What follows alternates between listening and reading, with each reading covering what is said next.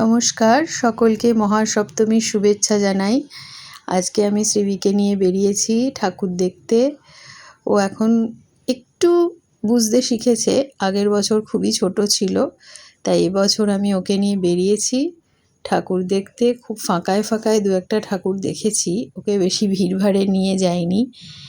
এই আমাদের কাছেই, পাড়ার খুব কাছেই একটা ঠাকুর, ওকে দেখালাম। এই এখনও জল খেতে খেতে মণ্ডপে গান হচ্ছে, সেখানে শুনে শুনে নাচ করছে।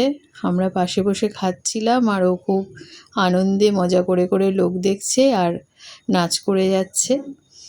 এই খুব আনন্দ পেয়েছে। এই এখন আমরা পাড়ার মণ্ডপে এলাম, ও ঠাকুর দেখছে, প্রণাম করছে। এটা আমাদের পাড়ার ঠাকুর। আশা করি ভালো লাগছে আপনাদের। ও এবার এখানে খেলছে, ফাঁকা জায়গা পেয়েছে, সকলের সাথে আলাপ করছে। ভিডিওটা ভালো লাগলে লাইক কমেন্ট করবেন।